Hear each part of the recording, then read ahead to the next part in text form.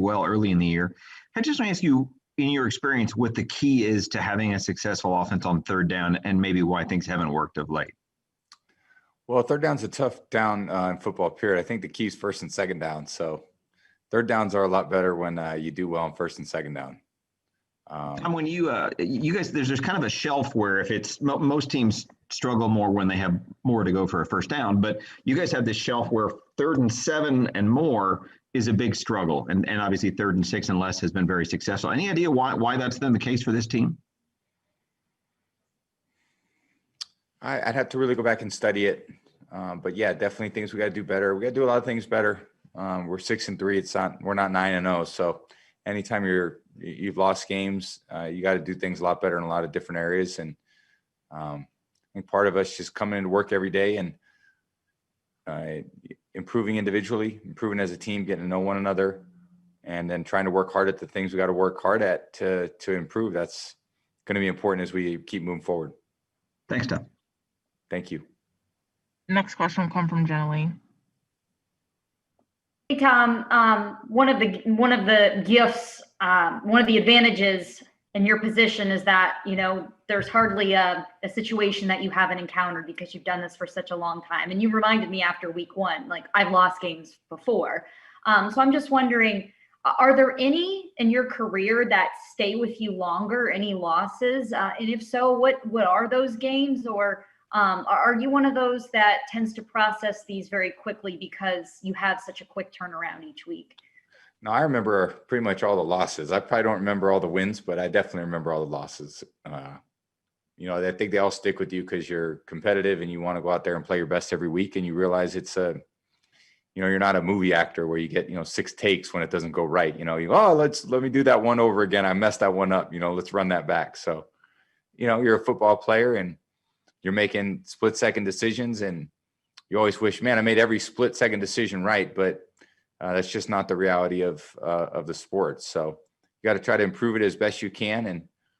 And again, we're trying to work as hard as we can every day to make improvements we need to make, understanding that it's a process and it's going to last. There's probably not going to be a day where I've ever said, hey man, we got this all figured out. This is, this sport, we nailed it. We figured out football completely. It's every week. It's just a reinvention of what you're trying to do, what the other team's trying to do, what you need to do, what you need to be better at. And, I think we all recognize we're not at a place where we can ever, relax. We got to improve the urgency. We got to, make the improvements faster, learn from the mistakes and do a better job. Next question will come from Rick Stroud. Kind of a quick 2-parter. One, how'd you get through the hurricane? Did you ride it out on the island? And then secondly, just your impression about the NFC South. I know you haven't played Atlanta yet, but you've gone through it a couple of times here with some teams. Definitely, there's a lot of offense in the NFC South. So, you got to be on. This is, there's good conditions for scoring. A little different than where I've been, where a lot of times the games dictated a certain style of play based on the weather condition, wind, rain, snow. This is pretty much, conditions are ideal for scoring pretty much every week. We've had a few tough weather games. Actually we've had probably more wind than what we're used to, and then a little bit of precipitation. But it's tough division. There's a lot of good players, good quarterbacks. You got to be on it every week. And the hurricane, that was a trip last night for me, the storm. And I had a dock, it broke, floated away. I had these jet skis on. I saw those things sitting out in the middle of the bay. And I was going, wow, that's pretty surreal. And I just was kind of laughing like, well, you get the jet skis back. A lot of people are dealing with a lot worse than that. So, but just waking up and seeing kind of what happened to the yard, it got pretty messed up. And be really nervous if a big one hit. So, it happened pretty quick. I thought you had time to prepare for these things, but apparently you don't. They're just kind of on you, and then you just got to deal with it. So we pushed the schedule back today. Fortunately, everyone made it in safe and sound, and good lesson learned from someone who's been in the Northeast for a long time. Next question will come from Scott Reynolds. Hey, Tom, glad you stayed safe. Mike Evans is one of the best 50-50 ball receivers in the league due to his height and his range. You saw that in camp, throwing the jump balls to him in practice. Yeah, we haven't seen you give Mike many of those opportunities in games. Is that because you haven't had a receiver like Mike, maybe outside of Randy Moss in New England, so you're not used to it? Or are you still building the trust and rapport with Mike in those type of jump ball situations?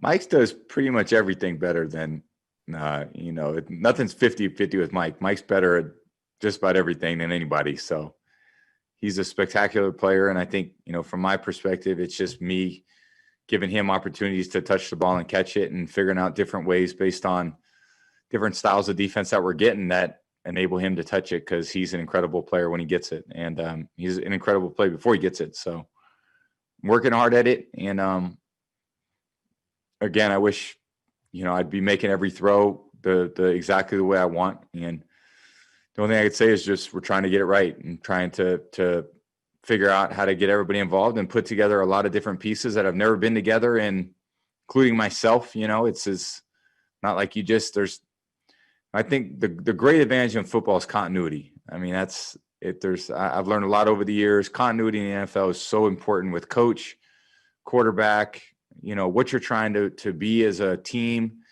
And, a lot of situations you're in over years and years. And, we haven't been in the reality. Just, we haven't been in those together. I might have been in a lot of situations, and Byron's been in a lot of situations, and BA's been in a lot of situations. The receivers here have been in a lot of different situations, but we're just trying to make it happen together. And you're going up against other teams that have a lot of continuity, and that's the disadvantage. But we got to try to make up for it as best we can. And, we're going to, the only way I know how to do it is to work at it and to work even harder. Every day that goes by, you just got to work harder and never take the foot off the gas pedal, and then just make the improvements we got to make, and then go out there and compete. And if it's not good enough, it's not good enough. You got to do better. But there's no part of me that thinks, yeah, let's ease off. This is, let's not, work quite as hard today because we've been overworking. And I just think we get after it more.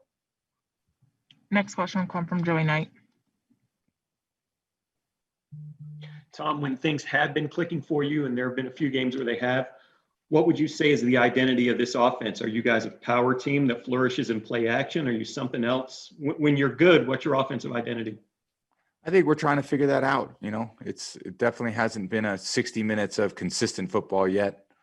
Again, I think we're trying to, we're just trying to figure it out, and it's going to change from week to week based on who we play. And that's what teams are all about. Football is a tough sport. There's different matchups every week. There's different elements to every game that are a challenge.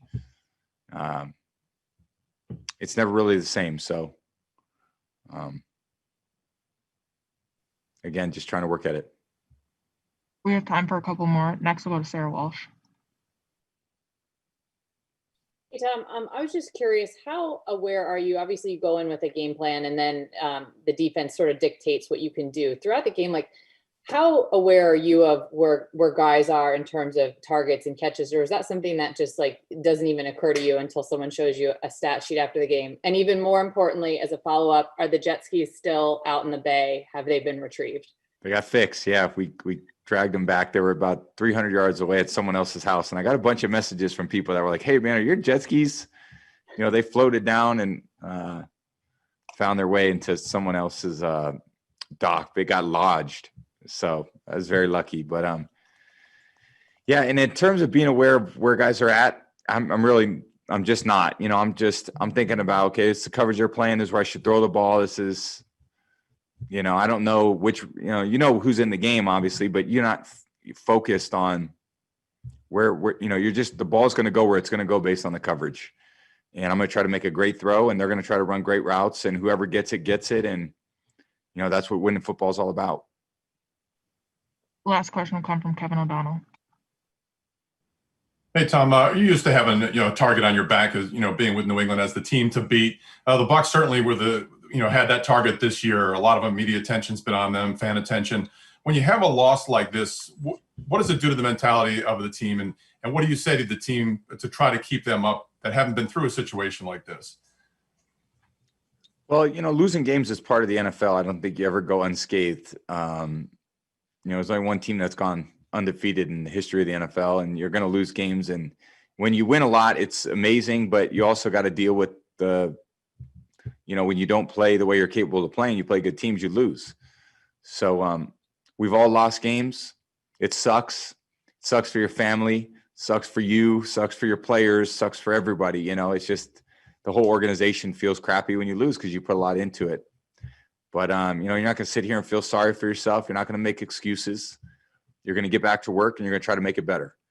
And you're going to identify where the problems are, the things you could do better, the things you need to improve on, and then you go out and you practice them, and then you try to go get it again. And it really sucks when you lose at the end of the year and you don't have any games left. And that's when you really feel bad. So hopefully I always say you win or you learn. And hopefully, from losing, you learn a lot of valuable lessons. And, we got to learn those and move on and improve our level of play so that we can go out there and play at a higher level and play more consistently and score more points and put more pressure on the defense. All right, that's all we have for today. Appreciate the time, Okay. Tom. Thank you guys. Appreciate it.